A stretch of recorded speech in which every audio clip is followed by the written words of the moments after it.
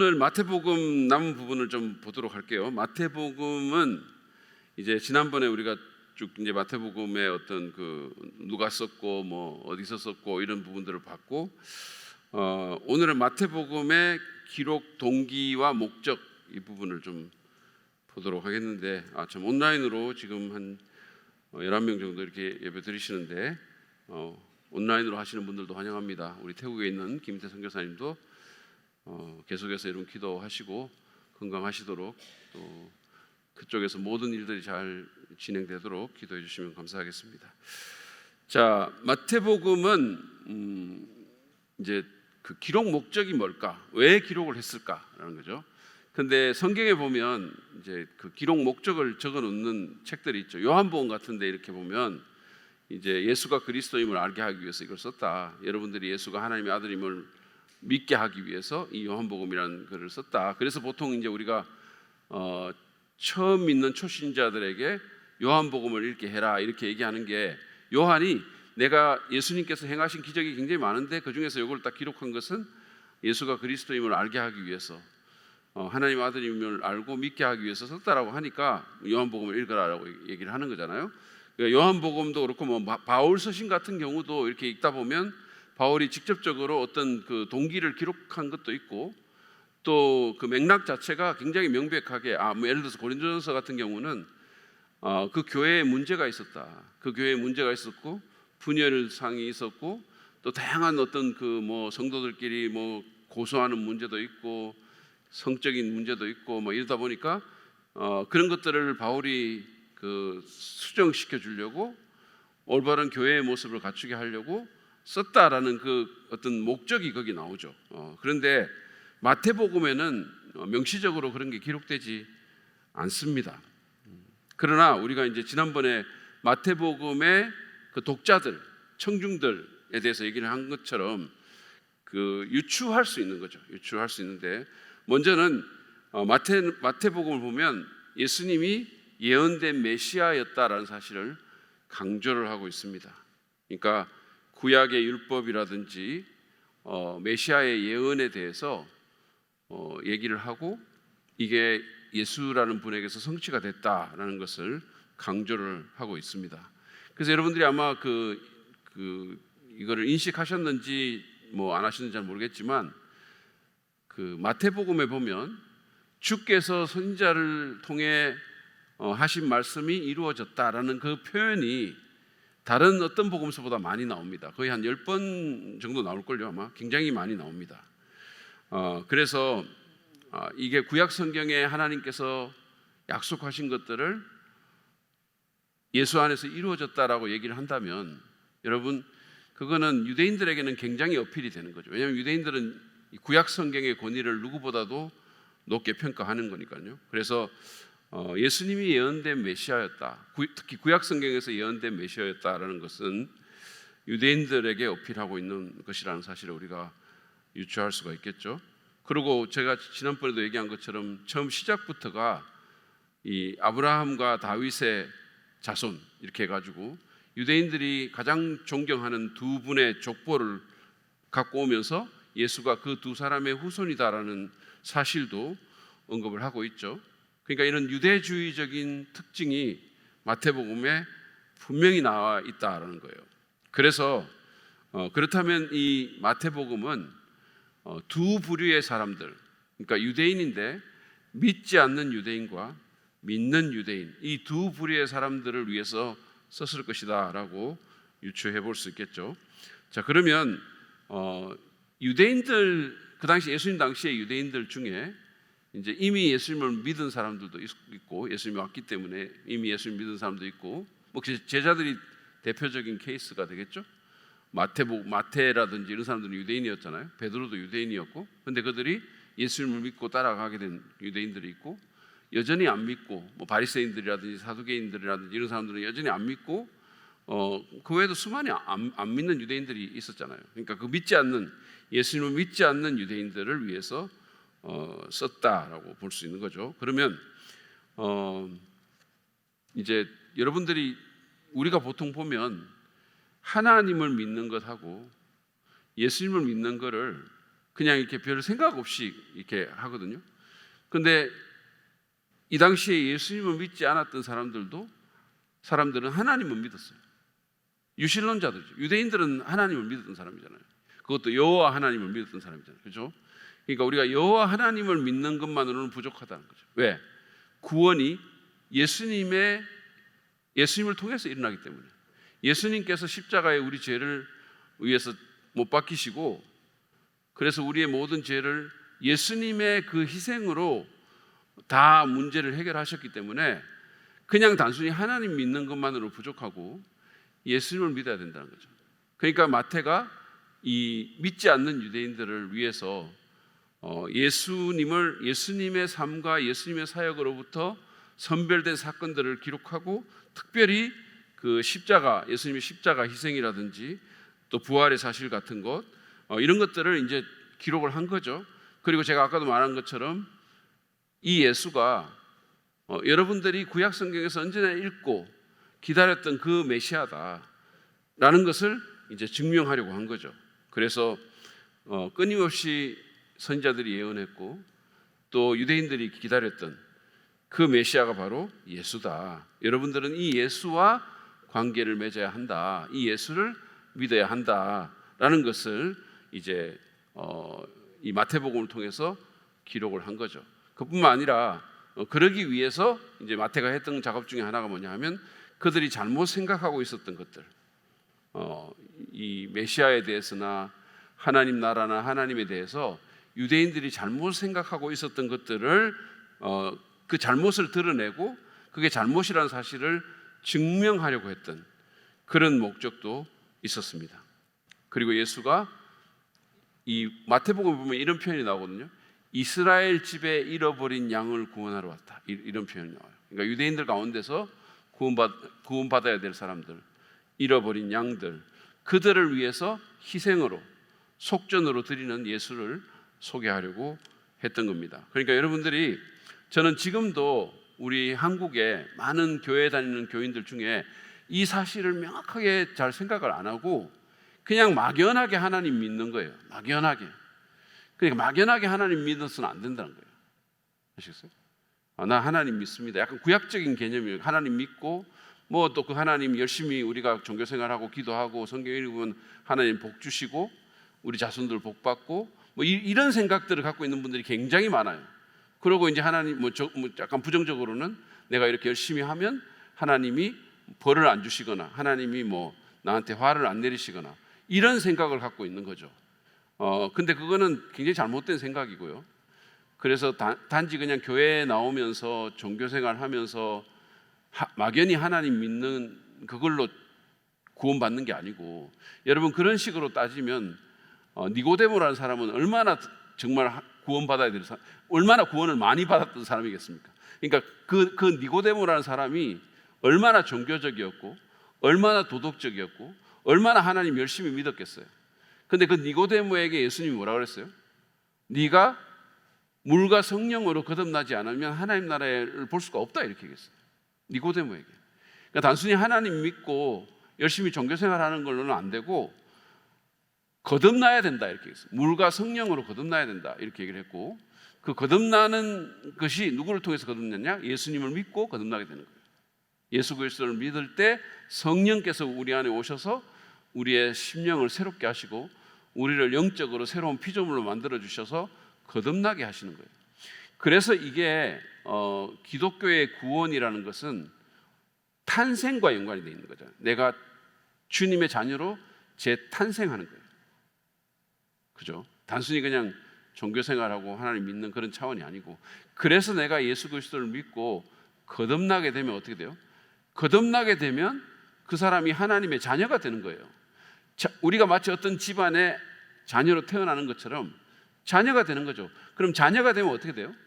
그 집안의 자녀가 되면 그때부터는 행위가 나를 지배하지 않는 거죠. 관계가 나를 지배하는 거죠. 그러면 내가 어떤 행위를 할 때 잘못 행동을 하면 어떻게 되죠? 부모님과 관계가 이렇게 좀 서먹서먹해지고 뭐 어떤 그것 때문에 징계를 받을 수도 있고 이런 게 있을 수 있겠지만 그 아버지, 그 어머니의 자녀라는 사실은 절대로 변하지 않는 거예요. 이 잘못된 자식의 잘못된 행위가 그 아버지 어머니의 자녀라는 사실에 영향을 미치지 못한다는 거예요. 그러니까 내가 잘하든 못하든 나는 계속해서 이분의 자녀인 거죠. 그래서 우리가 그런 얘기를 하는 거예요. 내가 한번 예수님 믿고 구원받고 영단번에 그 죄를 용서받고 예수님의 하나님의 자녀가 되면 그러면 나는 영원히 하나님 자녀인 거예요. 그 행위가 나를 지배하지 못한다는 거예요. 그 행위는 단지 하나님과 나와의 어떤 매일매일의 관계 가운데 나를 하나님에게서 서먹하게 만들거나 하나님을 피하게 만드는 그런 일을 하겠죠. 또는 징계받게 하거나 이런 일을 하겠죠. 그렇지만 그게 나를 하나님의 자녀가 아니게 만들 수는 없다는 얘기예요. 그 사실을 여러분들이 분명히 인식을 하시고 살아가면 그러면 훨씬 더 우리가 그 확신 가운데 거할 수가 있는데 이거를 모르고 신앙생활 하는 분들이 너무 많아요. 그냥 자기 열심으로 종교생활 하는 거죠. 거듭나지 않고 예수님 안 믿고. 그래서 제가 연예인들 간증을 이렇게 들어봐도 그런 분들이 꽤 많아요. 그냥 뭐 삶의 어떤 위기를 만나가지고 뭐 새벽기도 가가지고 막 울고 뭐 그러다가 하나님 믿었다는데 예수님 말 한마디도 안 하고 이 뭐 죄용서라든지 자녀됨이라든지 이런 것들이 없는 이런 간증이 그런 것들이 너무 빠져 있는 거예요. 그러니까 그런 데 대해서 우리가 분명한 그 인식을 하고 이 복음으로 무장하고 거듭나는 그런 일이 있기를 바라고, 그래서 저는 우리 교회가 군포에 있는 그 어떤 교회보다 정말 이 예수 그리스도의 복음으로 무장한 교회가 되기를 간절히 바랍니다.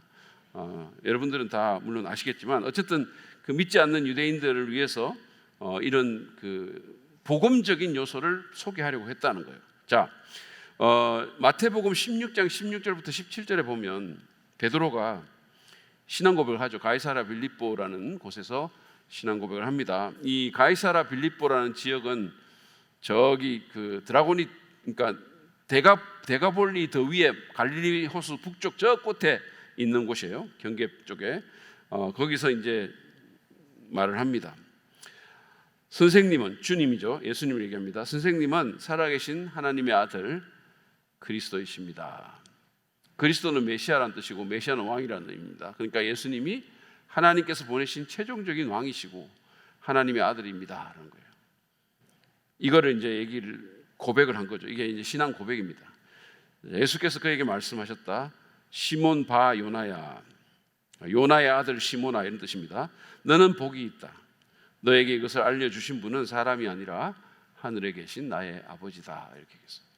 그러니까 우리가 이거를 소위 말해서 계시라고 얘기를 하죠. 그러니까 베드로에게 이거를 알게 하신 것은 어떤 신학교 교수가 아니고 어떤 조직신학 책이 아니고 이건 하나님께서 계시해 주신 거다. 하나님께서 알게 해 주신 거다. 그러니까 여러분 기독교에서 우리 계시라는 단어를 쓰잖아요. 계시라는 것은 열어서 보여준다 이런 뜻이거든요. 사람이 어떻게 하나님을 알게 되냐? 공부해서 압니까? 그렇지 않아요.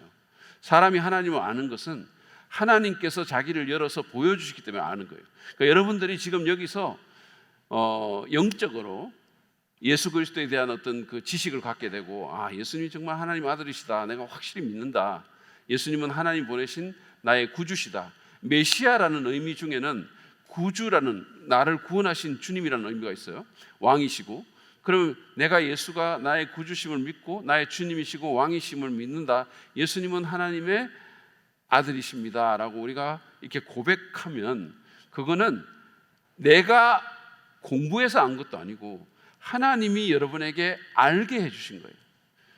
그래서 여러분이 복받은 사람인 거예요. 우리가 만약에 이 사실을 고백하고 마음으로 고백하고, 하나님, 예수님은 정말 하나님의 아들 그리스도이십니다, 나는 믿습니다 라고 고백한다면 그거는 하나님께서 알게 해주신 것이고 여러분은 그 하나님의 자기 계시를 허락받은 그런 은혜를 받는 거예요. 그러니까 예를 들어서 만약에 누구를 얘기를 하면 여러분들이 제일 마음이, 예를 들어서 여기 자매님들이 많으니까 원빈 얘기하고, 원빈 요새 잘 안 나오고, 원빈 말고 좀 더 멋있는 사람이 있나, 하여튼 뭐 그런 사람이 예를 들어서 여러분에게 나 누구예요?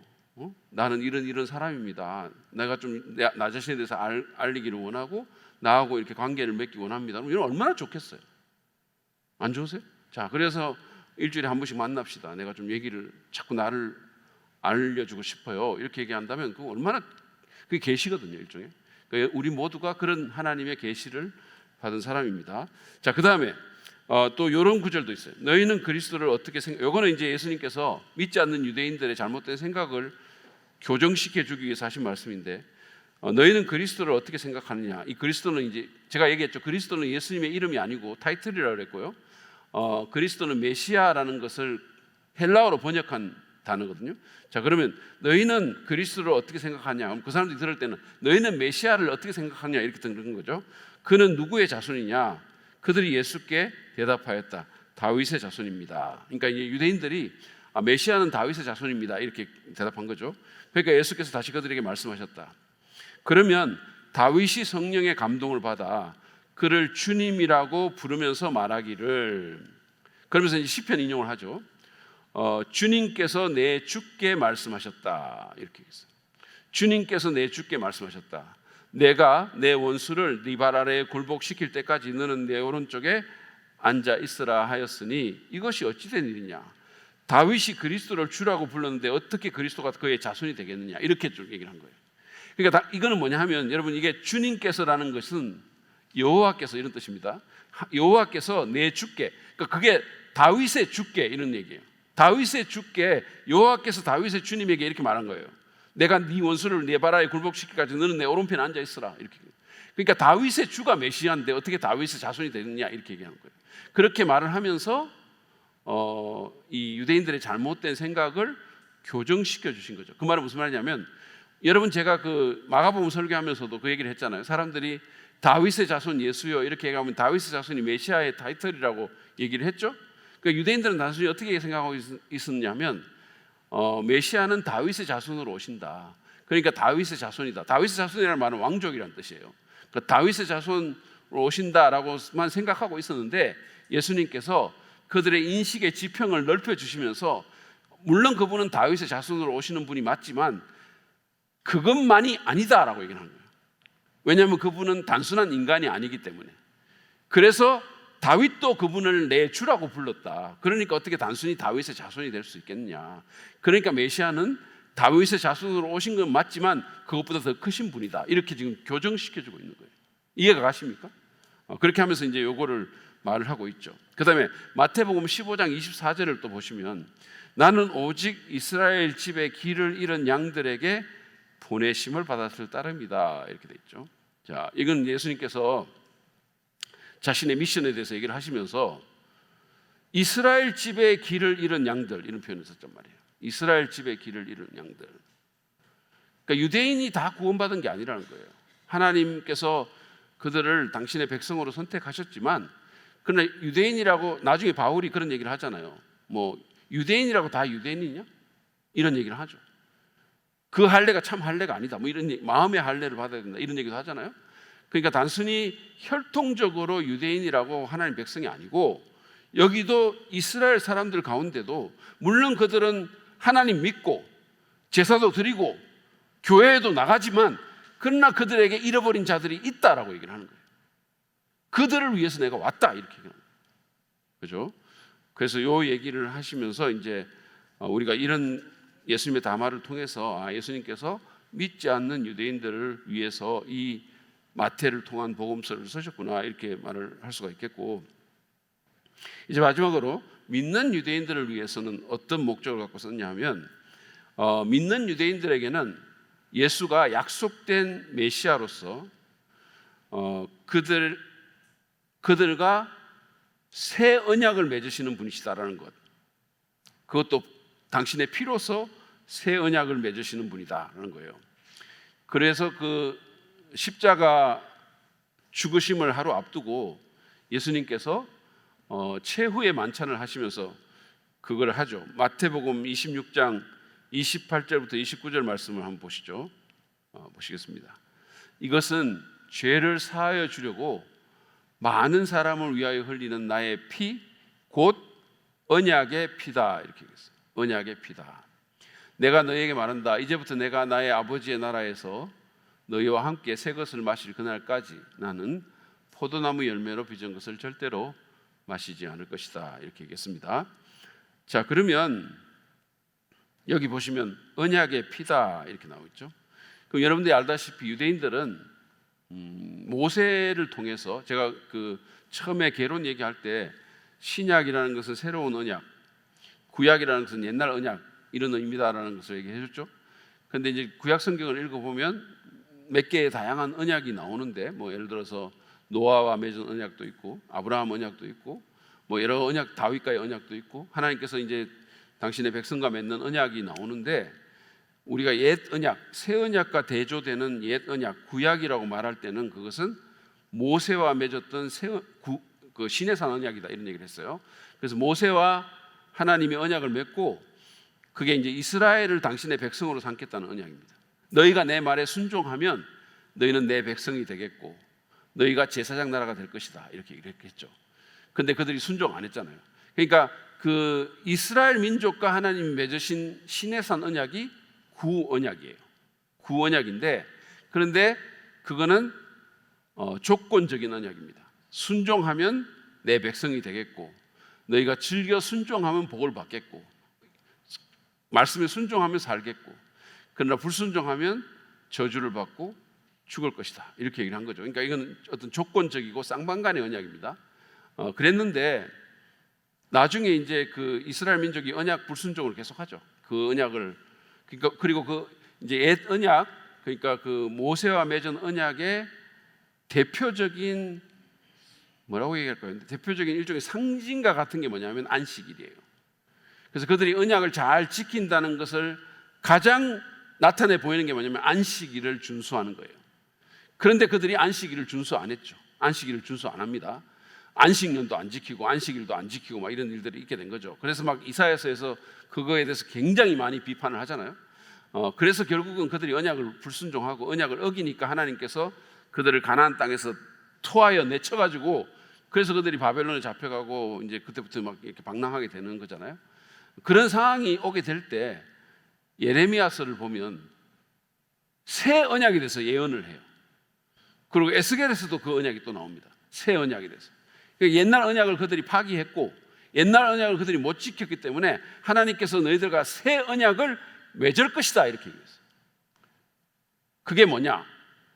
그 언약은 하나님의 말씀을 돌판에 안 새기고 마음판에 새기고 성령을 주시고 이제는 누구도 하나님을 알라고 할 사람이 없다. 자기들이 스스로 알게 되면 뭐 이런 얘기를 하는 거죠. 일방적인 언약을 하시는데 예수님께서 오셔서 그 새 언약이 당신의 피로 맺게 된다라고 얘기를 합니다. 내가 바로 그 새 언약의 당사자다 이렇게 얘기를 한 거예요.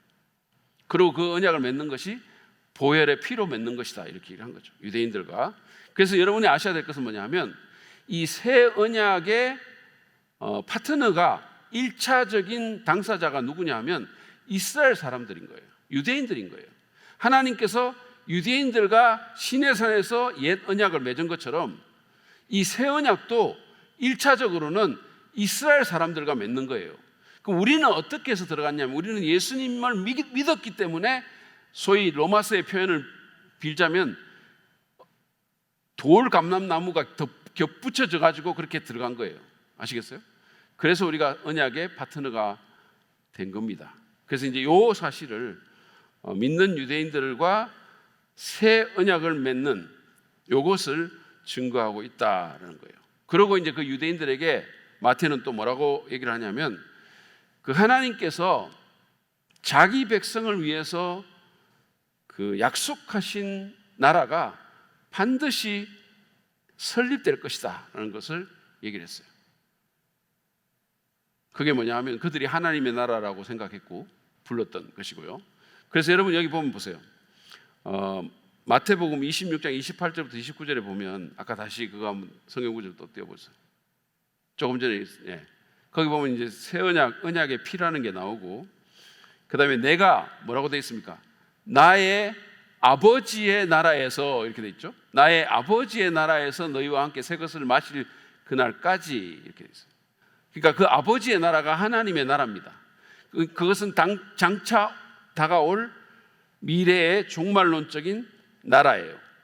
그 나라에 대한 약속이 거기 있는 거죠. 근데 이 약속이 반드시 이루어질 것이다라는 거예요. 반드시 이루어질 것이고 그 약속이 이루어지기까지 너희가 해야 될 일은 나가서 이 복음을 전파하는 것이다 라고 얘기를 하는 거예요. 그래서 여러분, 그 유대인들에게 어떤 소망이 있느냐 하면 지금도 그들에게 있어요. 그게 뭐냐 하면, 이거는 예수님 때도 그 소망이 있었어요. 근데 그 소망이 뭐냐면, 예수님께서 메시아가 오시면 자기들이 하나님 백성이잖아요. 그러니까 이 모든 이방인들의 압제에서부터 자기들을 해방시켜 주시고 자기들을 하나님 나라로 다시 세워주시는, 거기에 대한 소망이 있었어요.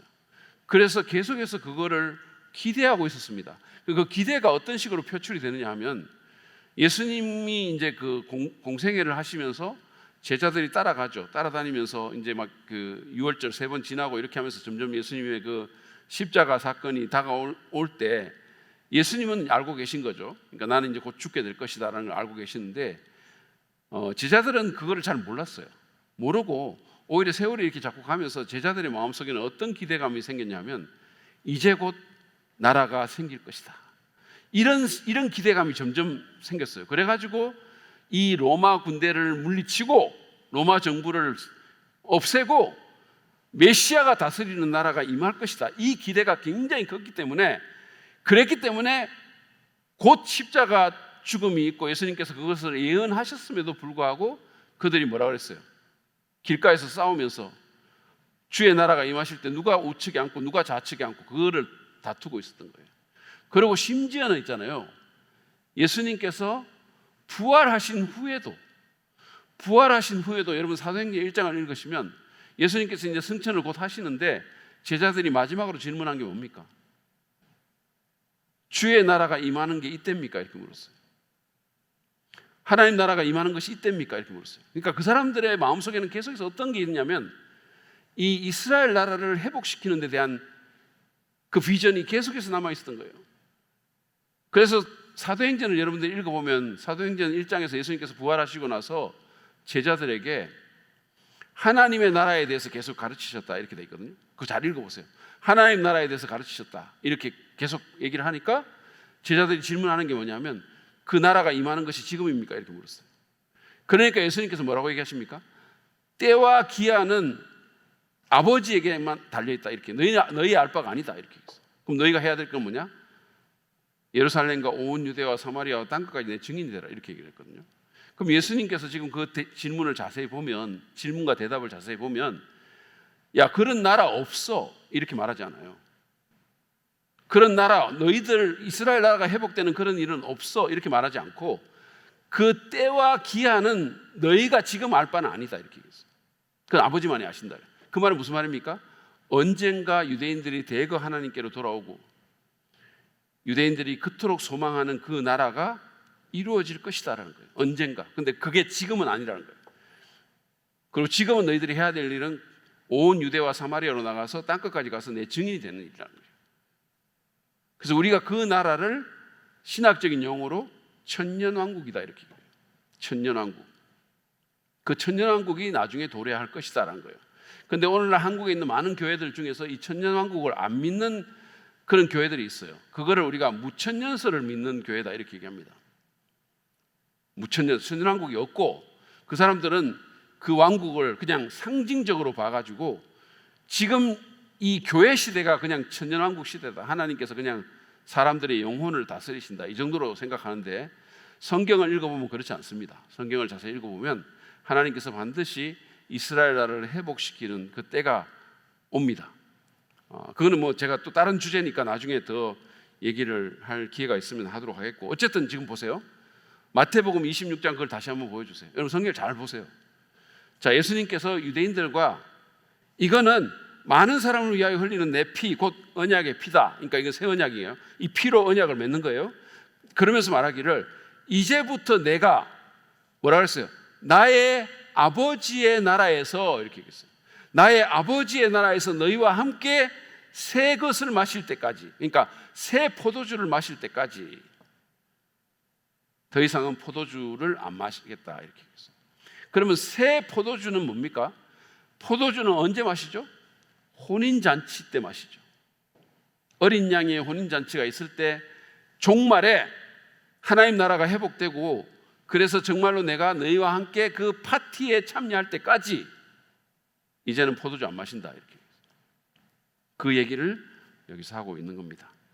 자, 어쨌든 그래서 우리가 마태복음의 그 기록 목적은 유대인들의 회심, 유대인들이 예수 그리스도가 구약에서 약속했던 그 메시아임을 알게 하고 그들의 잘못된 생각을 교정시키고 그뿐만 아니라 믿는 유대인들에게는 이분이 정말로 메시아로서 새 언약의 당사자다라는 사실을 알려주는, 그리고 그분께서 구약을 통해서 약속하신 그 하나님 나라가 반드시 임할 것이다라는 것을 알려주기 위해서 기록됐다. 우리가 이렇게 얘기를 하면 될 것 같습니다. 자, 그 다음에 6번째, 마태복음의 기록 장소는 어딜까?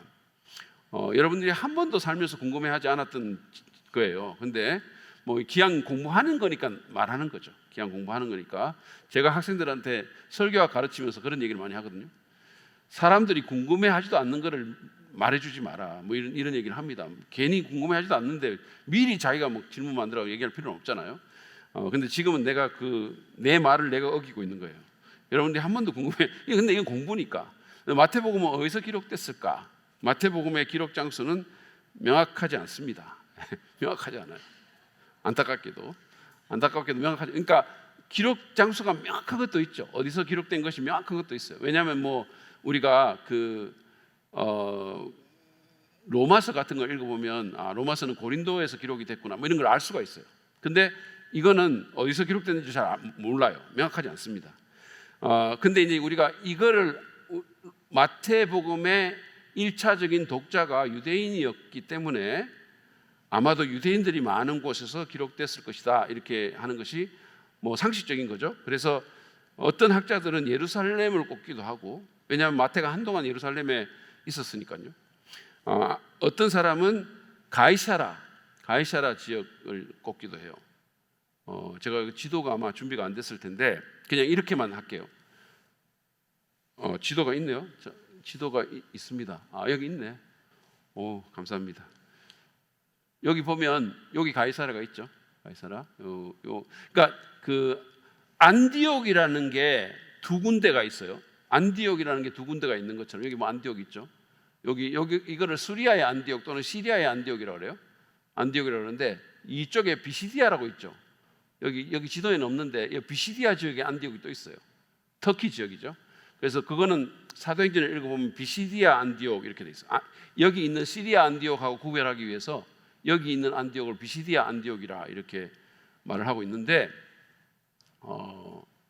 여기 보면 가이사라가 있죠. 예루살렘에서 조금 이렇게 서북쪽으로 올라가다 보면 지중해 가이사라. 바울이 여기서 이제 갇혀 있기도 하고 구류되어 있기도 하고 했던 곳이에요.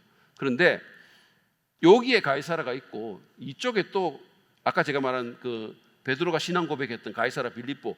그러니까 여기 이쪽 넘어갔구나. 어디 갔냐?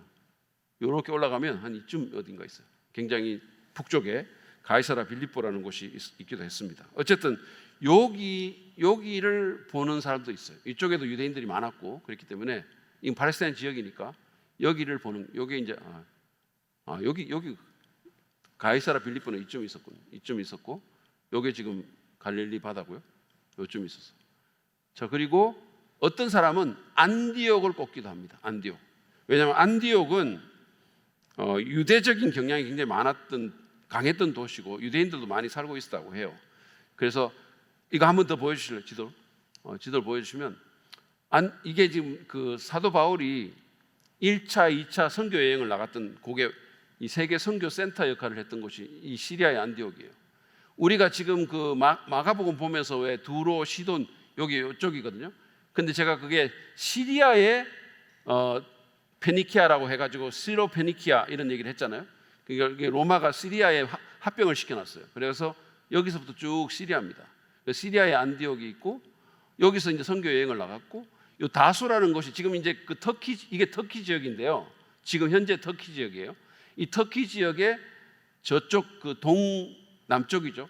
여기 다수라는 지역이 있는데 저는 여기 가봤어요. 여기가 바울이 탄생한 곳입니다. 바울이 탄생한 곳이 다소라는 지역이에요. 바울의 고향이죠.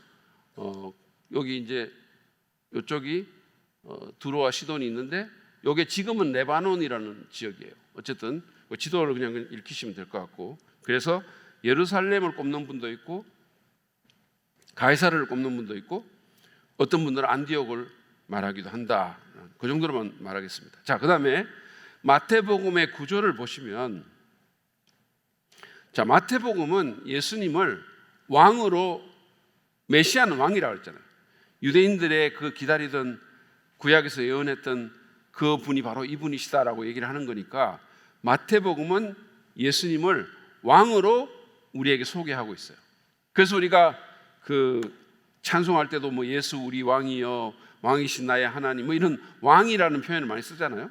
그러니까 마태복음의 구조를 이 왕의 어떤 그 띠으로, 주제로 이렇게 나누면 이런 식으로 나눌 수가 있어요. 그래서 일단 보시면 1장에서부터 4장 11절까지는 왕에 대한 소개인데, 여기 보면 이제 족보가 나오고 그 다음에 탄생 얘기가 나오죠. 이 왕이 어떻게 해서 탄생했고, 그 다음에 이 왕의 그 뭐라 그러죠? 왕의 포러너, 왕을 위해서 예비 주자인 침례 요한이 나와가지고 무슨 일을 했고, 이 왕이 어떻게 왕직에 취임하는지, 그 말은 이제 침례받고 이런 얘기가 이제 4장 11절까지 나옵니다.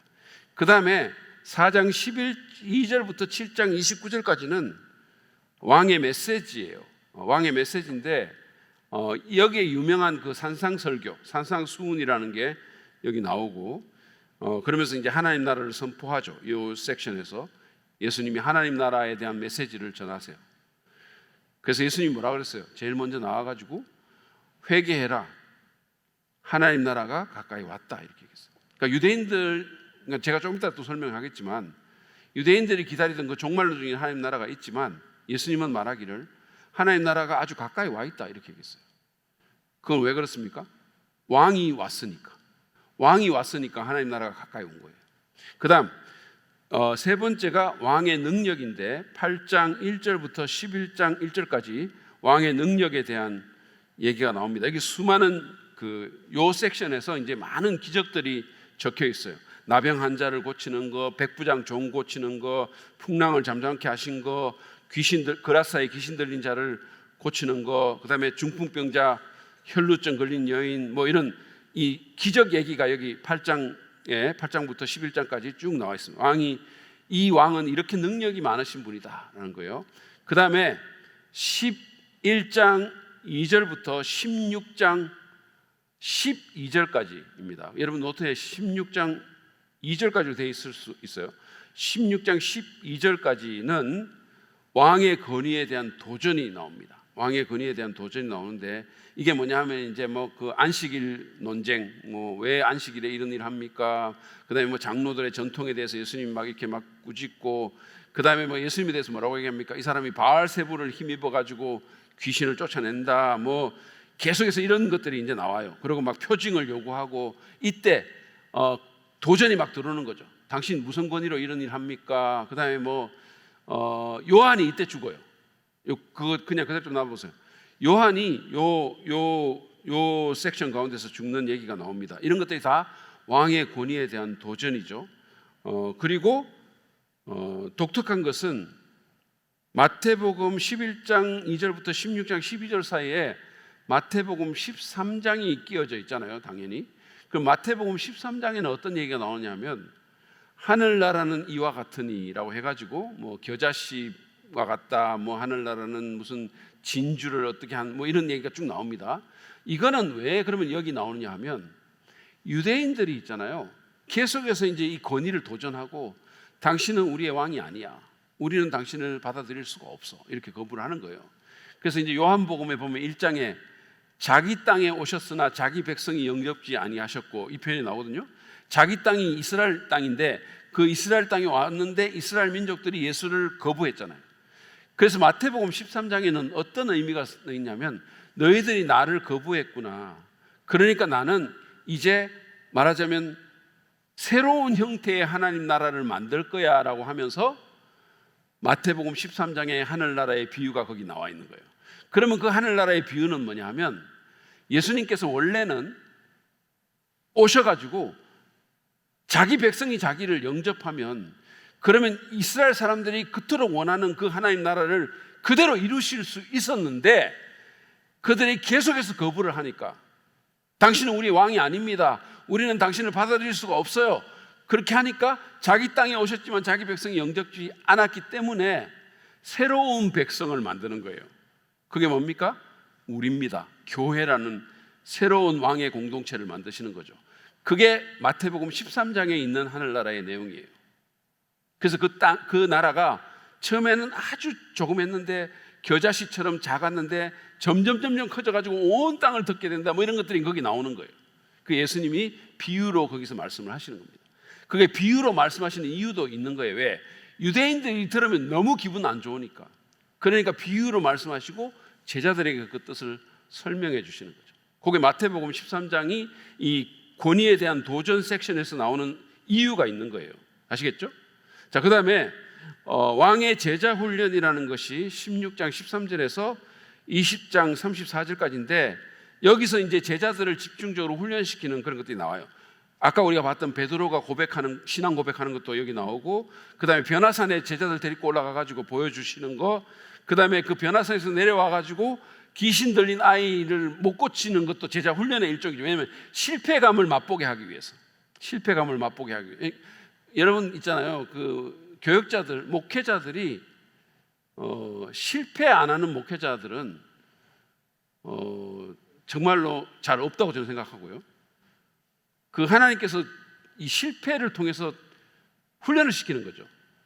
그래서 이 목회자가 점점 좀 겸손해지고 하나님을 의지하지 않을 수 없게 만들어주는 그런 거를 시키는 거예요. 그러니까 뭐 저도 그랬고, 저도 정말로 이렇게 너무 힘든 경험들이 있었어요.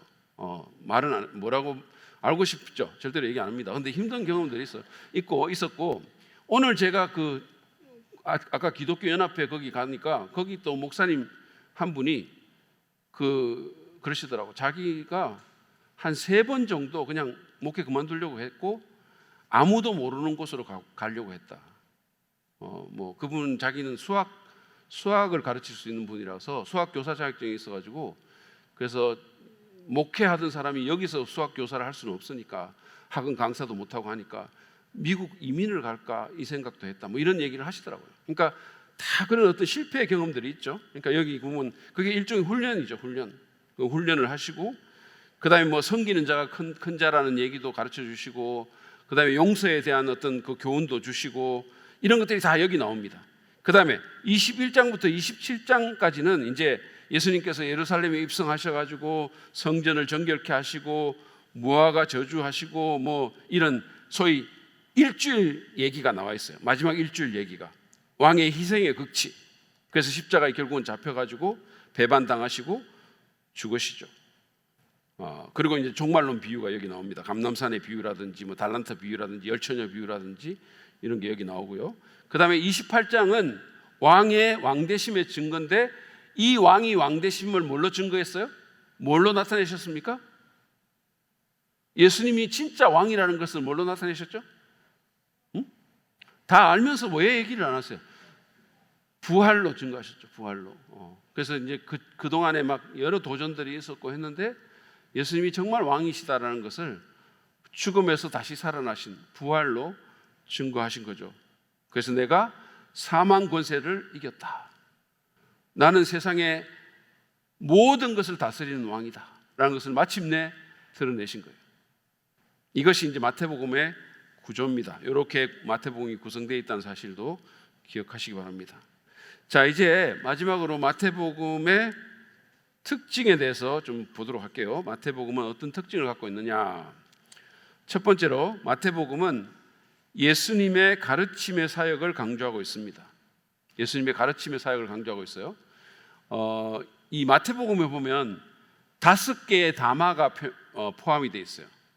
5개의 다마가 포함이 되어 있는데, 요 다마는 마칠 때마다 예수께서 말씀을 마치시니라는 그 문구로 끝을 맺고 있어요.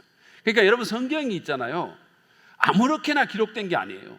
굉장히 의도적으로 이런 것들을 딱 해가지고 이 5개의 다마를 같은 문구로 딱 맺는 거예요. 같은 문구로 맺어가지고 의도성을 갖고 이런 것들을 포함을 시킨 거죠. 그러면 왜 이 같은 문구로 이 5개의 다마를 여기에 포함시키셨을까? 그것은 학자들이 이런 얘기를 합니다. 우리가 아까 제가 지난주에 얘기를 했잖아요.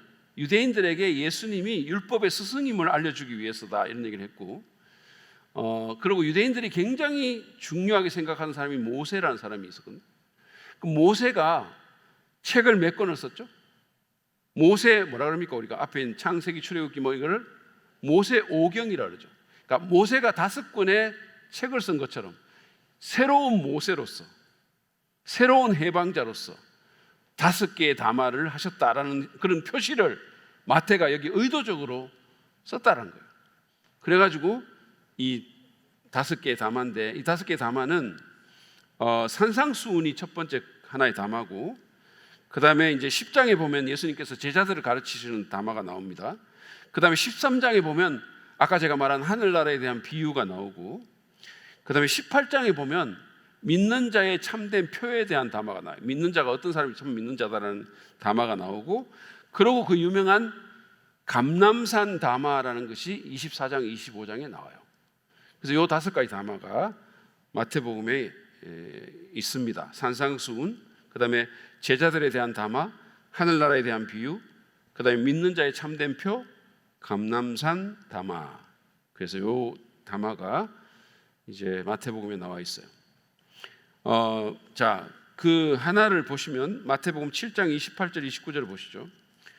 예수께서 이 말씀을 마치시니 무리가 그의 가르침에 놀랐다. 예수님이 가르치는 사람들이 이렇게 막 amazed, 놀랐어요.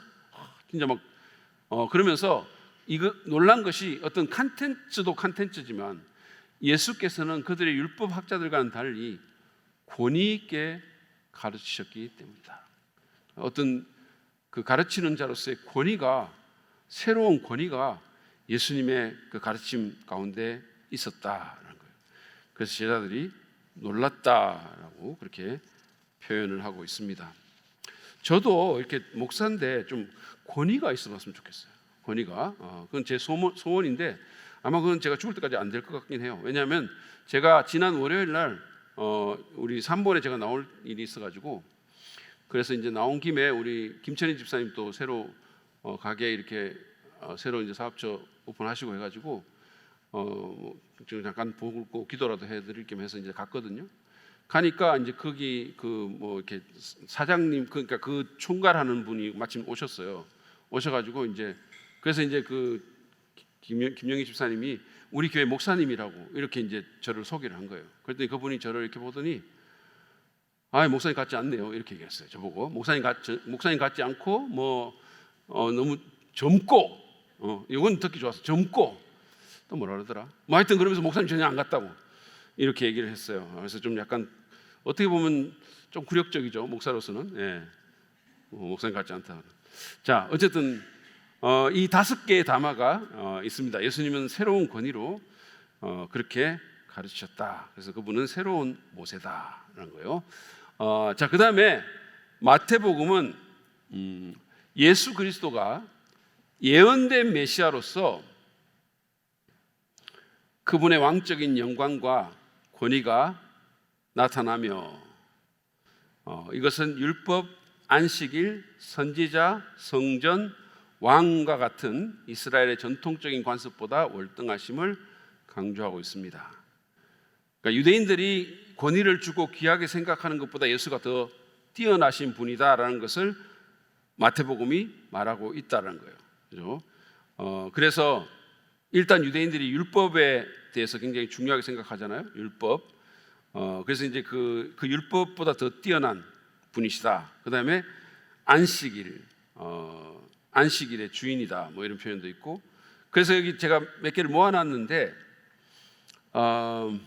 자 12장 6절에 보면 성전보다 더 큰 이가 여기에 있다. 예수님이 그렇게 얘기했어요. 유대인들이 성전을 얼마나 귀하게 여깁니까? 여러분 유대인들이 신앙의 그 방향성이 잘못돼서 하나님이 교훈하시기 원했던 것 중에 하나가 뭐냐면 이 하나님, 그러니까 성전의 하나님을 믿는 게 아니고 하나님의 성전을 믿었기 때문이에요. 이거 굉장히 중요한 겁니다. 그러니까 성전의 하나님을 믿어야 되는데 이 신앙이 어디에 들어가 있었냐면 신앙의 방향성이 하나님의 성전에 있는 거예요. 하나님보다는 성전에 더 꽂혀 있는 거예요. 그러니까 유대인들이 항상 그래서 이 거짓된 안전에 빠져 있었는데, 그게 뭐냐 하면, 이거는 예레미야 때도 그랬고 나중에도 그랬어요. 나중에 예수님 때도 그랬는데, 이 성전이 있으니까 우리는 망하지 않을 거야, 이렇게 생각해요. 우리는 성전을 의지하니까, 성전이 여기 있으니까. 그 성전을 너무 말하자면 막 그걸 해가지고 성전의 주인 되시는 하나님은 정작 옆으로 밀쳐놓은 거죠. 여러분, 우리가 믿어야 될 분은 하나님이시잖아요, 그죠? 우리가 교회당에다가 우리 신앙을 여기 두면 안 되잖아요. 그러니까 신앙을 내가 어디에 둘 것인가라는 거예요. 어떤 사람들은 자기 행위와 자기 의에다가 두는 사람이 있어요. 그거에 자기 신앙의 어떤 근거를 하는 사람. 내가 이만큼 열심히 하니까, 내가 이렇게 열심히 하니까, 내가 이렇게 도덕적으로 잘 사니까 하나님이 나를 잘 보실 거야, 내 인생에 어려움이 없을 거야, 내 자식 잘 될 거야. 그 신앙의 근거를 자기한테 두는 거잖아요. 그러고 내가 결국은 죽으면 하나님이 나를 영접해 주실 거야. 이거는 신앙의 근거를 자기 의에다가 두는 거예요. 자기 종교적인 열심, 자기 행위에다 두는 거지. 예수님 믿는 거 아니죠, 그죠? 어떤 사람은 예배당에다 두기도 하고, 뭐 어떤 사람은 자기 직분이나 뭐 자기 어떤 뭐 커리어나 자기 성취에다 두기도 하고. 근데 그렇지 않죠. 우리가 믿어야 할 분은 하나님이죠, 예수님이죠. 우리는 거기에다가 우리 신앙을 근거해야 된다라는 거예요. 그래서 제가 우리 교회 그 건물 지으면서 성전이라는 표현을 안 썼어요. 의도적으로 안 썼어요. 그러니까 이게 자꾸 뭐 성전 짓는다 이렇게 하고 성전 뭐 이런 얘기 자꾸 하잖아요. 그러면 이 건물 자체가 굉장히 무슨 신성시되는 이런 게 있어지거든요, 아무래도. 그리고 또 희한한 게 뭐냐 하면, 상가는 절대로 성전이라 안 그래. 아니, 상가에서도 예배 드리는데 상가 건물 보고 성전이라는 건 들어본 적이 없어요. 항상 이렇게 자체 건물 지어야 성전이라 그러거든요. 그것도 좀 웃기는 얘기죠. 그리고 여러분, 성전은 사실은 엄밀한 의미로 말하면 예루살렘 한 군데밖에 없는 거예요. 나머지는 성전 아닙니다. 여기는 있잖아요. 물론 우리가 하나님을 예배하는 공간이기 때문에 거룩한 집이다, 거룩한 장소다, 이런 의미로는 성전이지만, 유대인들이 말하는 성전은 하나님이 계신 곳이에요. 유대인들이 말하는 성전은 있잖아요, 그게 하나님이 내가 여기에 직접 임재하겠다라고 약속하신 곳이에요. 그래서 그 사람들이 어떻게 했습니까? 제사장들이 잘못 들어가면 죽어요, 거기서.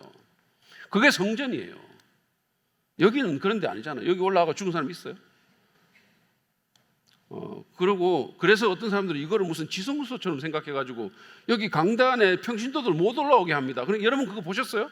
또 제가 또 흥분하기 시작하려고 하는데, 교회에 가면 교회 지을 때, 아니 여기 강단이 있는데 그런데 여기 또 약간 계단 하나 또 만들어가지고 여기 또 조그마한 강단 또 하나 만들어 놓아요. 그래가지고 여기 일반 사람들은 여기 세워, 여기 못 올라오게 해요. 여기 성소야, 여기는 지성소고? 이런 개념이 있어요. 이거 아니에요.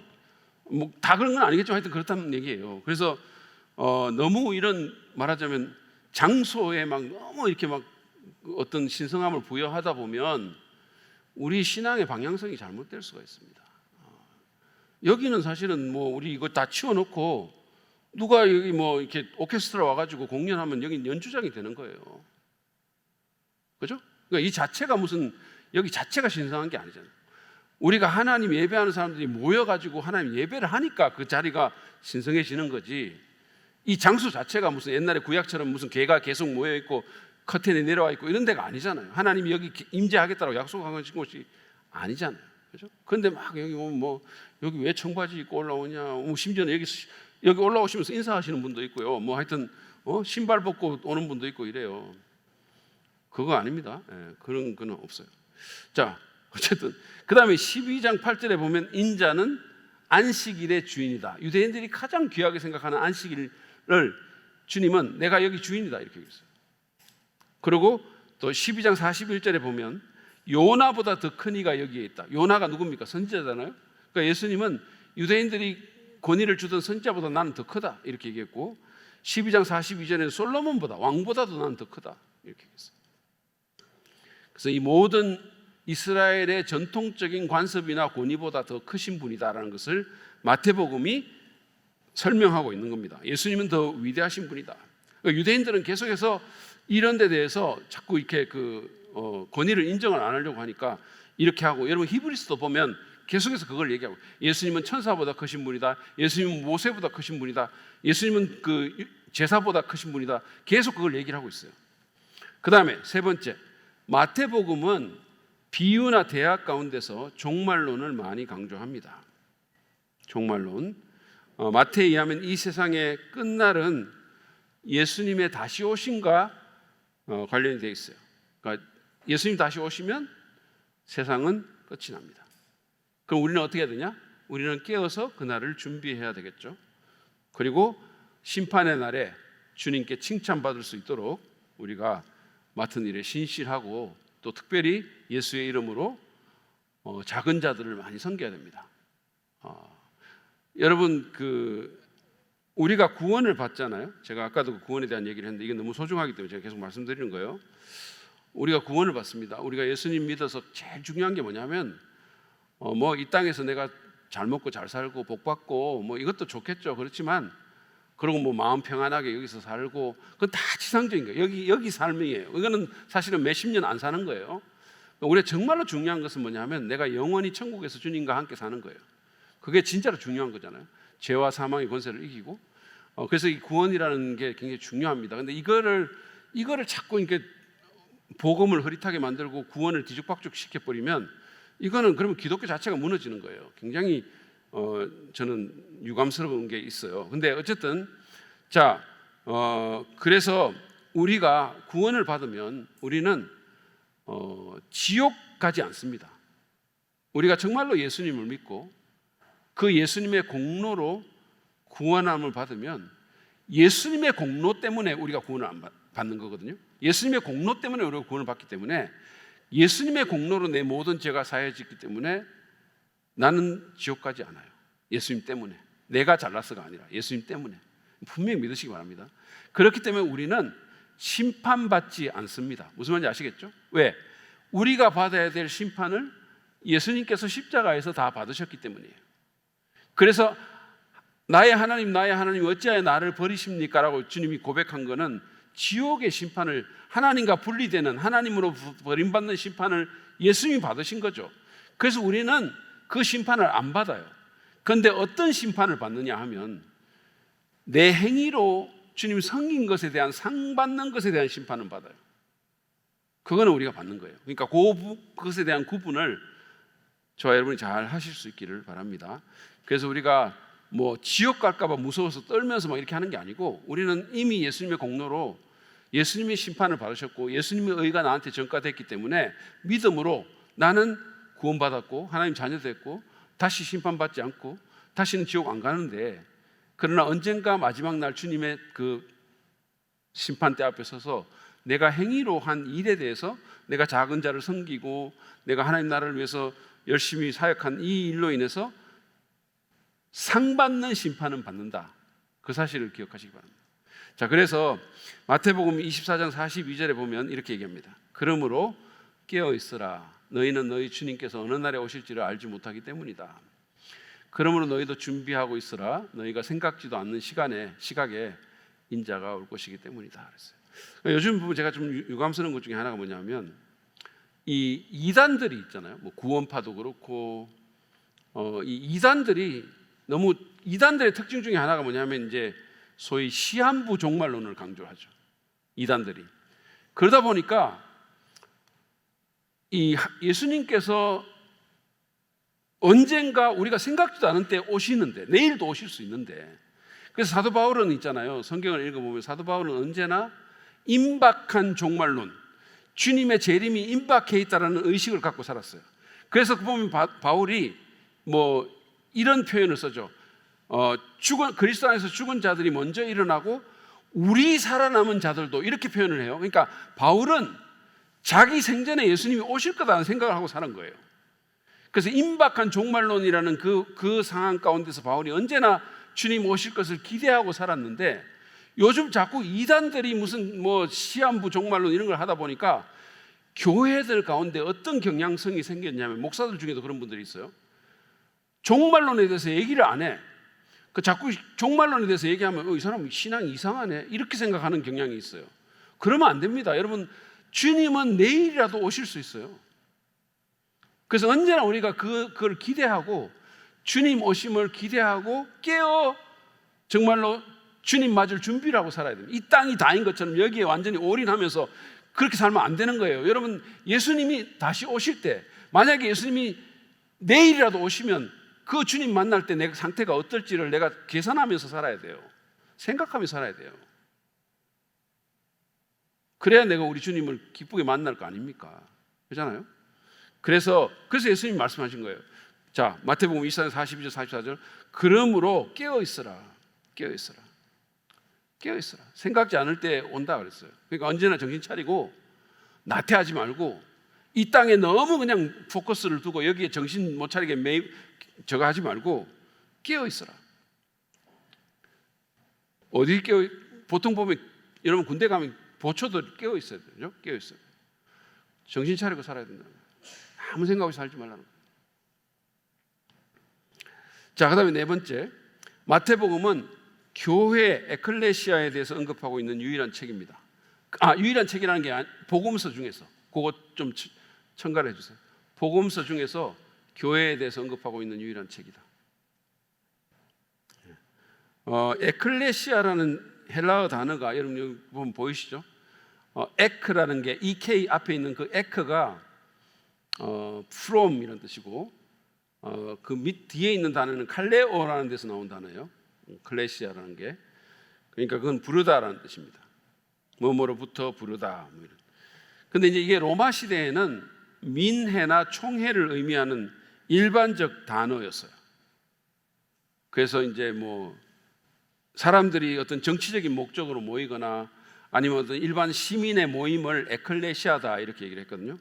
근데 예수님께서 그 용어를 차용을 하신 거죠.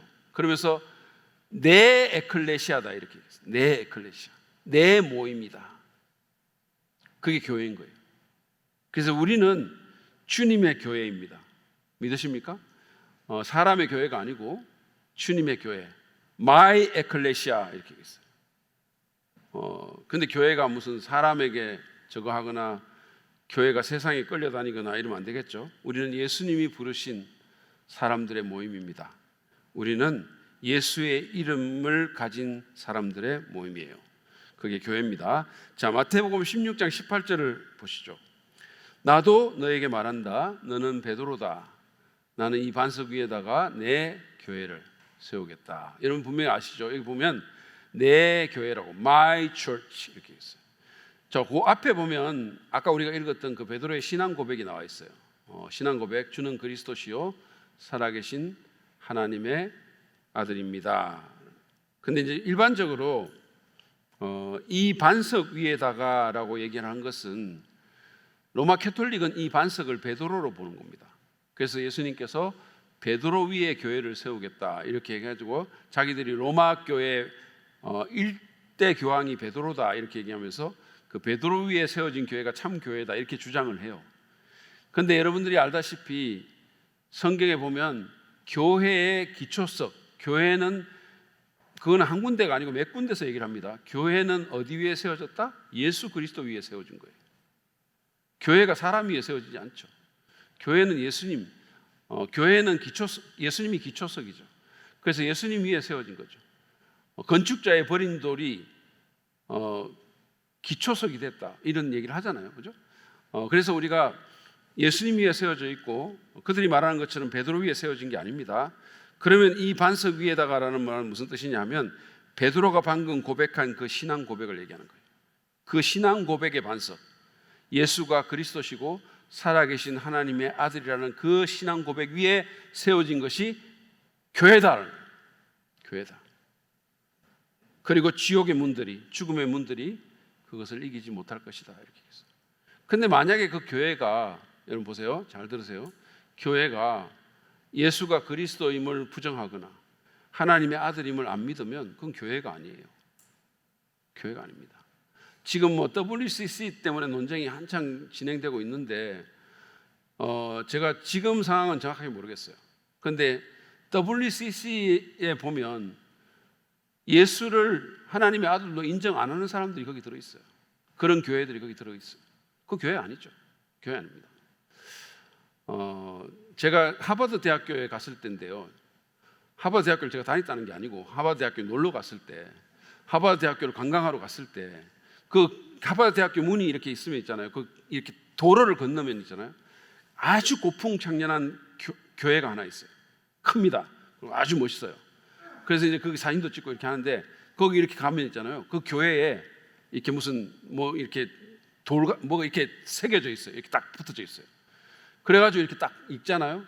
그러면 거기에 이렇게 기록이 돼 있어요. 이 교회는 뭐 1600년인가 1700 몇 년도에 세워진 교회다 이렇게 돼 있고, 그러면서 이 교회는 예수님을 하나님으로 안 믿는 교회다 이렇게 딱 돼 있어요. 그런 교회가 있어요. 그런 건 교회가 아니죠. 교회가 아니죠. 왜냐하면 예수님이 그렇게 분명히 얘기하셨어요. 내 교회는 베드로가 말한 그 신앙 고백 위에 세워진 교회이죠. 자, 그다음에 마태복음 18장 17절에도 교회가 또 나오는데, 그러나 그 형제가 그들의 말도 듣지 않거든. 이게 이제 권징하는 상황 가운데서 나와요. 징계하고 권징하는, 어떤 사람이 잘못했을 때 이제 처음에 누가 가고 그다음에 두세 사람이 가고, 그 말도 듣지 않거든 교회에 말하여라 이렇게 돼 있어요. 교회의 말조차 듣지 않거든 그를 이방 사람이나 세리와 같이 여겨라 이렇게 얘기했습니다. 그래서 여기서도 이제 교회라는 게 한번 나오죠. 그래서 복음서 가운데서 교회에 대해서 언급한 유일한 책이 마태복음입니다. 근데 이제 여러분이 아셔야 될 것은 뭐냐면, 예수님 당시에는 교회가 없었어요. 왜? 아직은 내 교회를 세우겠다라고 얘기했잖아요, 예수님이. 그죠? 이거는 영어로 보면 분명히 나타나요. 영어로 이렇게 되어 있습니다. I will build my church 이렇게 되어 있어요. 미래형으로 되어 있죠. 내가 내 교회를 세울 것이다 이렇게 되어 있어요. 그러면 그 교회가 언제 출범합니까? 정식적으로 오순절 성령 강림해서 3,000명이 구원받고 예루살렘 교회가 세워졌을 때 그 교회가 세워지는 거죠. 그래서 그러면 예수님 때는 이게 여전히 미래형이라는 거예요. 그럼 예수님 때는 그게 뭐냐 하면, 교회의 이 핵을 이루는 그룹들이 거기 있었던 거죠. 교회의 지도자가 될 사람들, 12제자들, 70인들, 이런 교회의 핵을 이루는 사람들은 있었지만, 정식 교회는 오순절 성령 강림과 함께 출범했다. 이것도 여러분들이 알고 계시면 좋을 것 같습니다. 자, 그 다음에 다섯 번째, 마태복음은 하늘나라 또는 하나님 나라에 대한 가르침이 두드러집니다. 마태는 하늘나라라는 표현을 더 많이 씁니다. 왜냐하면 유대인들은 있잖아요, 하나님이라는 표현을 쓰기를, 입에 내기를 좀 어려워했어요. 감히 인간이 하나님이라고 말을 못하는 거죠. 그러니까 하늘이라고 얘기를 하는 거예요. 요즘도 왜 우리가 그런 표현을 하잖아요. 예를 들어서 뭐 대통령이라고 말하기보다는 용산에서 뭐 이렇게 말한다든지 이런 표현하고 같은 거예요. 그런 것처럼 이제 하늘나라라는 표현을 많이 씁니다. 이 마태복음 보면 60번 정도 이 나라에 대한 얘기가 나오는데, 그 중에 40번이 하늘나라예요. 하나님 나라가 아니고.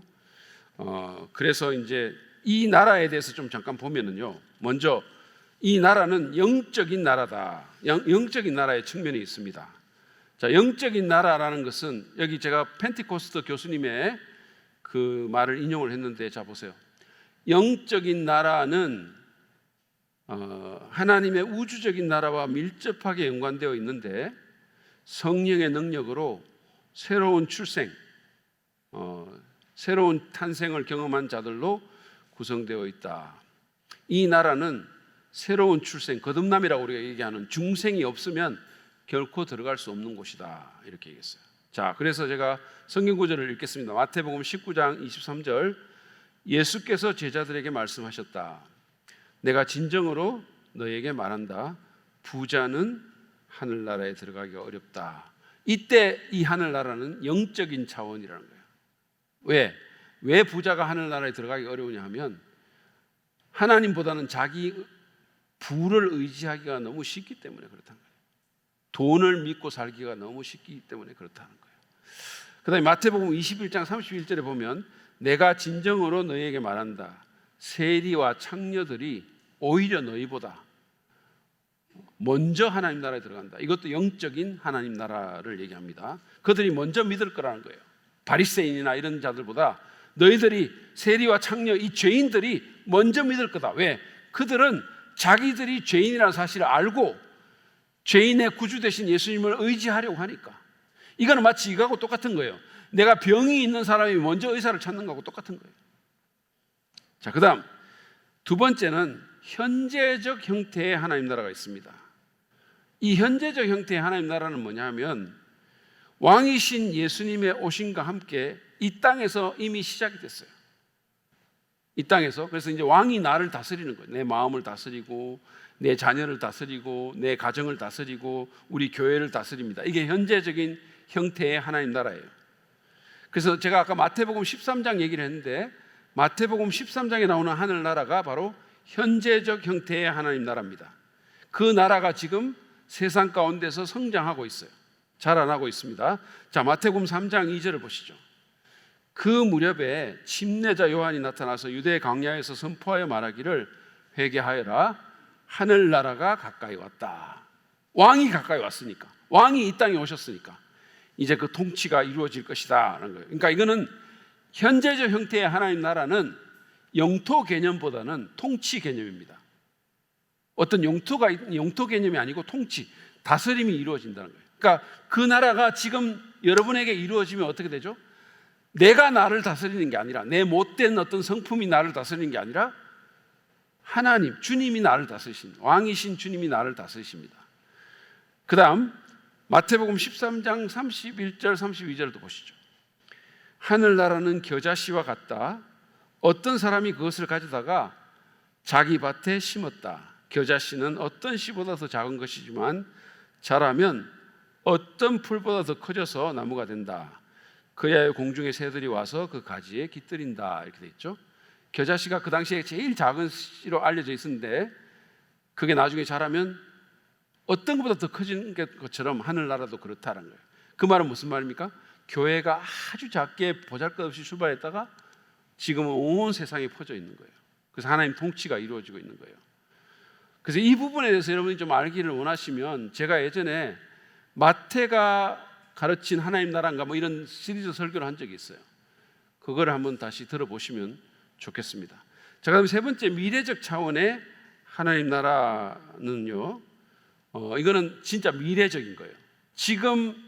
지금은 영토 개념이 아니고 지금은 하나님께서 주님께서 내 마음을 왕으로 다스리시고 내 가정을 왕으로 다스리시고 내 교회를 왕으로 다스리시는데 언젠가 그 왕이 직접 오셔가지고 정말로 물리적이고 지상적이고 정치적인 나라가 이 땅에 이루어지는 겁니다. 그래서 야곱의 환란이라고 말하는 대환란이 있고 나서 예수님이 다시 오셔서 왕으로 다스리십니다. 우리가 이것을 천년왕국이다 이렇게 그래요. 자, 마태복음 24장 25장에 나오는 하늘나라의 비유는 이 미래적인 차원에 대해서 얘기를 하고 있어요. 자, 보세요. 인자가, 예수님이 얘기합니다. 모든 천사와 더불어, 이거를 한번 상상하면서 들어보세요. 모든 천사와 더불어 영광에 둘러싸여서 올 때 그는 자기의 영광의 보좌에 앉을 것이다. 그때 임금은 자기 오른쪽에 있는 사람들에게 말하기를 내 아버지께 복을 받은 사람들아, 와서 창세 때로부터 너희를 위하여 준비한 이 나라를 차지하여라. 이 영광스러운 나라에 들어오너라. 이게 너희들 것이다. 이렇게 얘기한 거예요. 자, 그 다음 마태복음 26장 29절 아까 우리가 또 읽었던 건데, 내가 너희에게 말한다. 이제부터 내가 나의 아버지의 나라에서 너희와 함께 새 것을 마실 그날까지 나는 포도나무로 열매로 빚은 것을 절대로 마시지 않을 것이다. 혼인잔치, 결혼식 때 포도주를 하잖아요. 그 아버지의 나라에서 영광스러운 어린 양의 혼인잔치가 있게 될 것이다 라고 얘기합니다. 그게 요한계시록에 보면 이제 요한계시록 20장에 19장에 나와 있죠. 나와 있고, 자, 그다음에 마지막으로 마태복음은 이방 선교에 대한 예수님의 관심을 표명하고 있습니다. 마태복음은요, 유대인들을 위한 책임에도 불구하고 이방 선교에 대한 관심이 나와 있어요. 왜? 여러분, 아브라함이 유대인들의 조상인데 하나님께서 아브라함과 언약을 맺으면서 아브라함을 불러내가지고 뭐라고 했습니까? 땅의 모든 족속이 너로 말미암아 복을 받을 것이다 이렇게 했어요. 그러니까 유대인들이 하나님이 유대인을 선택하신 것은, 하나님이 아브라함을 선택하신 것은 그 사람들만을 위해서 선택하신 것이 아니고 그들을 채널로 해서 땅의 모든 백성들에게 복을 주기 위해서 그들을 선택하신 거죠. 다시 말하면 선교사적인 나라로 선택하신 거예요. 다시 말하면 사명의 나라로 선택하신 거예요. 그런데 그들이 잘못된 선민의식에 사로잡혀가지고 그 사명을 잃어버리고 살게 된 거죠. 그게 극적으로 드러난 게 누굽니까? 요나라는 선자예요. 그래서 하나님이 요나를 니느웨에 보내셨는데 안 가죠. 그가 도망가죠. 선교적 사명을 잃어버린 그런 이스라엘 모습을 보는 거죠. 그래서 결국은 어떻게 해요? 그 토치가, 그 횃불이 교회로 넘어오게 된 거죠. 그래서 지금 마태는 유대인들에게 이걸 쓰면서 원래 하나님이 아브라함과 언약을 맺을 때는 이방인들에게 선교하려고 했던 거야 라고 하면서 이방인에 대한 선교적 관심을 표명하고 있는 거죠. 자, 이게 보면 마태복음 21장 43절을 보죠. 그러므로 나는 너희에게 말한다. 하나님께서는 너희에게서 하나님 나라를 빼앗아서 그 나라의 열매를 맺는 민족에게 주실 것이다. 그랬어요. 유대인들에게서 하나님 나라를 빼앗아서 다른 민족에게 주실 것이다. 그래서 우리가 지금 그 축복을 누리고 있는 거예요. 그 다음 마지막 구절이죠. 그러므로 너희는 가서 모든 민족을 제자로 삼아서, 여기 보면 모든 민족이라 나오는, 유대인만이 아니라 모든 민족을 제자로 삼아서 아버지와 아들과 성령의 이름으로 침례를 주고 내가 너희에게 명령한 모든 것을 너희에게 가르쳐 지키게 하여라. 보아라, 내가 세상 끝날까지 항상 너희와 함께 있을 것이다. 그래서 너희들의 미션을 갖고 살아가라 라고 그렇게 얘기를 하고 있는 겁니다. 제가 여러분들에게 이제 마태복음에 대한 개론을 쭉 말씀을 드렸고요. 그래서 여러분들이 이거를 통해서 마태복음이 이런 특징이 있고 이런 의도로 쓰여진 책이구나라는 것을 이제 인식을 하셨을 거라고 생각합니다. 어떤 구조로 되어 있고 이런 것들을 인식하셨으리라고 생각하고요. 제가 두 가지 얘기만 간단하게 하고 마치겠습니다. 하나는 뭐냐? 마태복음은 예수님을 왕으로 묘사하고 있다 그랬잖아요. 그래서 여러분, 우리가 신앙생활을 하면서 내게 왕이 있다는 사실을 언제나 기억하고 사시기 바랍니다. 내가 왕이 아니고, 내가 왕이 되면 갑질하고 내 마음대로 하려고 하고 내 성질대로 하려고 하고 그러잖아요. 내가 법이 되고 뭐 그러죠. 내 기준으로 판단하고. 근데 여러분 아시기 바랍니다. 우리에게 왕이 있어요. 그래서 그 왕을 언제나 인식하고 그 왕의 다스림 가운데 들어가고 그 왕의 명령에 순종하는 저와 여러분 되시기를 축복합니다. 그래서 그 왕이 우리를 다스리면 정말로 좋은 거예요. 그 왕이 우리 마음 다스리고 우리 가정 다스리고 우리 자녀 다스리고 우리 교회를 다스리면, 그러면 정말 그보다 더 좋을 게 없는 거예요. 사람이 왕이 없으면 방자하게 됩니다. 왕이 없으면 방자하게, 자기 위에 뭐가 없으면 지 멋대로 사는 거예요. 그래서 우리가, 저 같은 목사는 특히 더 조심해야 되는데, 내 위에 왕이 계신다 언제나 인식하고 그 다스림 가운데 살아가는 저와 여러분 되시기 바라겠고요. 또 하나는 교회는 미션을 가진 단체다라는 사실이에요. 교회는 사명을 가진 곳이다. 그래서 우리가 우리만을 위해서 있는 게 아니고, 이 좋은 아름다운 건물도 우리만을 위해서 있는 게 아니고 우리가 미션을 이루기 위해서 가지고 있다라는 거예요. 그래서 이 얘기를 하나 하고 마치겠습니다. 어떤 그 해변가에 아주 그 막 파도가 심하게 치고 사고가 너무너무 많이 나는 그런 바다가 있었어요. 너무 많은 사람들이 막 다치고 죽고 이러니까 마음이 아프고 또 그런 데에 대한 사명의식을 가진 사람들이 하나 둘씩 모여가지고 거기서 이제 구조 사업을 벌이기 시작했어요. 그래가지고 이제 뭐 구조를 하고 이렇게 하다 보니까 아마추어들이 모여가지고 이렇게 하면서 열심히 해가지고 또 성과가 있었어요. 그러다 보니까 이제 이게 알려지기 시작한 거예요. 그러니까 이제 후원금이 모이고 이러면서 이제 제대로 해보자 해가지고 막 전문가도 모이고 막 이렇게 하면서, 그러면서 이제 구조센터를 짓기 시작했습니다. 막 전국에서 이게 어텐션이 오고. 자, 그러면서 어떤 일이 벌어졌냐면, 이 구조센터를 짓고 구조센터가 너무 멋있고 그러면서 사람들이 어느 순간부터 사람들을 배에서 구조하고 뭐 바다에서 구조해가지고 데리고 들어오는데 싫어하는 거예요. 그 안에 있는 사람들이. 이 건물이 막 더럽혀지고 막 이러면서 싫어하기 시작해요. 그래서 어떤 일이 벌어지느냐, 점점 거기 사람들을 데리고 들어오지 않게 되고, 오히려 돈을 어디다 쓰느냐? 그 건물을 유지하고 그 건물 예쁘게 하고 거기 옛날 구조 사진 걸어놓고 동영상 틀고 이런 걸로 변질됐다라는 얘기가 있어요. 여러분, 우리가 잘못하다 보면 그럴 수 있습니다. 그래서 우리가 언제나 변질되지 말고 내가 왜 있는지, 내가 왜 사는지, 그리고 우리 교회가 여기 왜 있는지를 언제나 인식하시고 주님께서 우리에게 주신 그 지상 사명에 헌신하면서 살아가는 저와 여러분 되시기를 축복합니다.